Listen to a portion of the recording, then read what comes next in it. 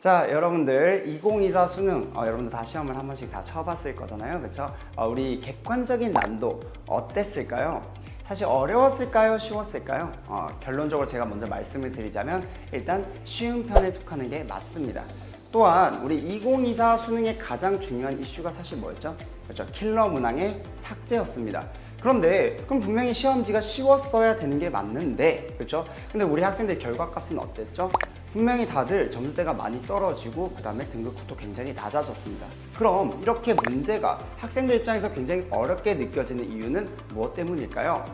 사실 이제 우리가 예전에는 기존 문제, 그러니까 수능에서 나왔던 기존 문제랑 비슷하게 실무를 이렇게 구성을 해서 학생들이 여러 번 풀리게 했습니다. 그래서 여러 번 돌리다 보면 자연스럽게 학생들이 푸는 속도가 매우 빨라지고, 그리고 특히나 이제 킬러 문제 자체가 복잡하지만 보통 논점들이 다 비슷하다 보니까 이 실무를 많이 풀어보면서 이 킬러의 비슷한 문제들을 많이 풀어본 친구들이 확실하게 유리하게 수능장에 들어갈 수밖에 없었어요.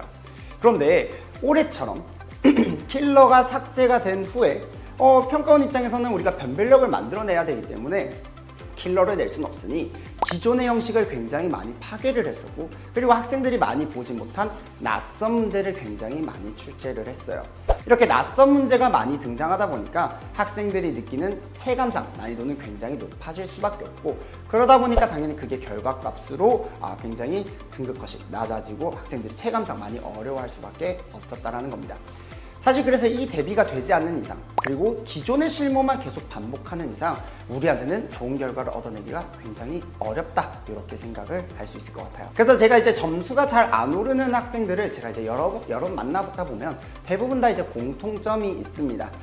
많은 학생들이 공부를 잘못하고 있는 제가 예시를 하나 드려보도록 할게요.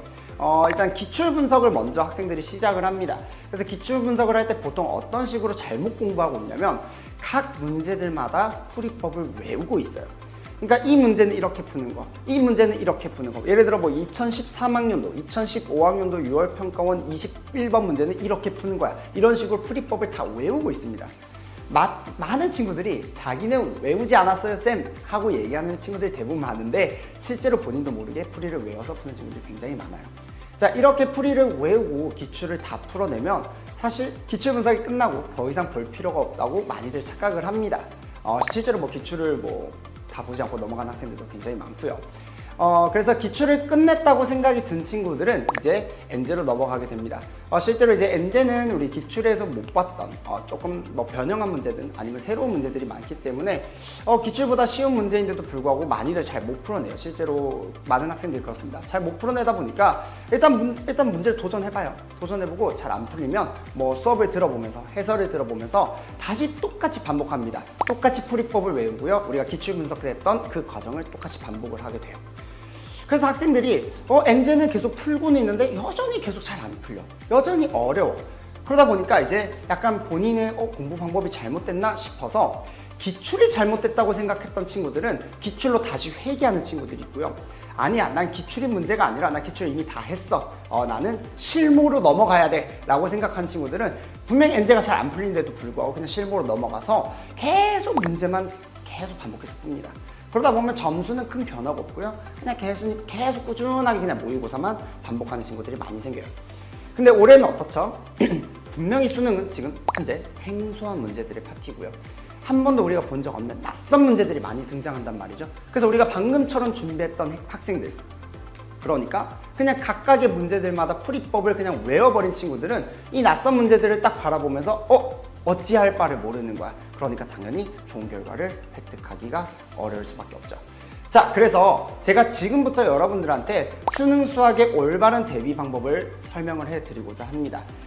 지금 일단 우리가 지금 살펴봤던 무엇이 문제인지 매번 똑같은 문제들만 그냥 똑같은 풀이법들 그냥 외우기만 하잖아요. 그렇죠? 이러한 문제법들을 우리는 어떤 식으로 대처를 해야 될지 지금부터 설명을 좀 드려보도록 할게요.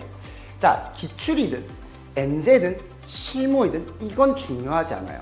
여러분들의 공부 태도를 바꿔야 됩니다. 그러니까 단순하게 문제 꼴만 딱 보고 이 문제 어디 거다 라고 그냥 외워서 푸는 태도는 당장 버리셔야 됩니다.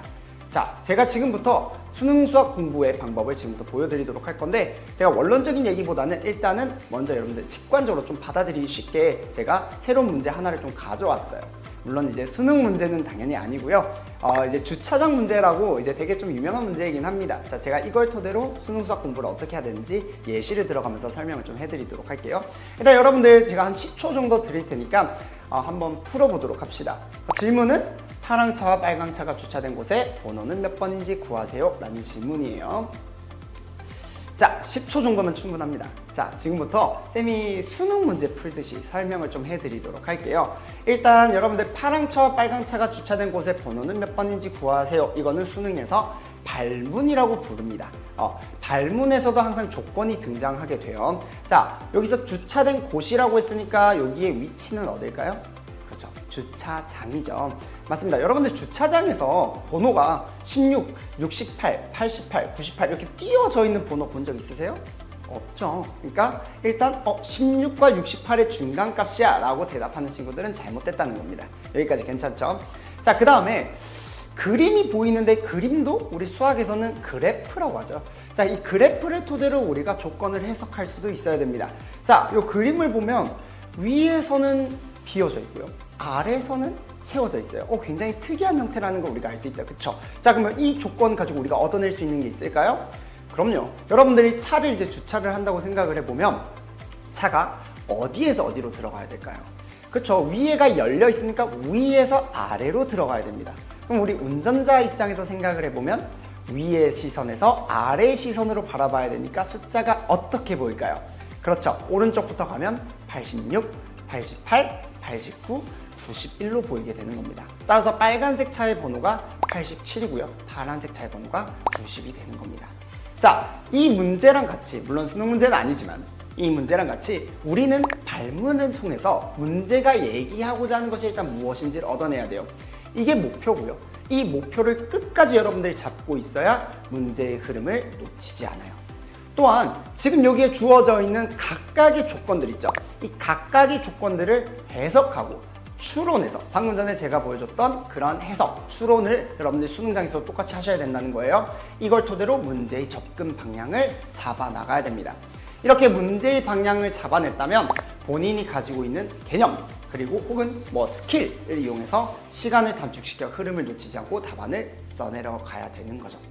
이것이 올바른 수능 수학 공부이고요. 이 과정이 올바르게 되어야 우리가 지금 현재 가장 중요한 게 뭐죠? 낯선 문제가 등장한다는 거였잖아요.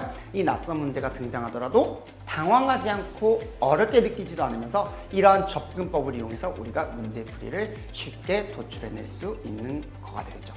그래서 결과적으로 제가 이제 말씀을 드리고 싶은 건 유형을 암기하려고 하지 말고 또 스킬만 쓰려고도 하지 마시고요. 발문에서 나온 표현 그리고 조건들을 해석해서 올바른 접근 방향을 찾아 나가는 힘을 기르도록 쌤과 함께 공부해 보도록 하자는 겁니다. 제가 이제 학생들한테 매번 하는 얘기가 있어요. 나의 자신감이 곧 너의 자신감이 되도록 결국 제 생각이 곧 여러분들의 생각이 되도록 제가 만들어 드릴 테니 우리 열심히 1년 동안 달려보도록 합시다. 그럼 화이팅!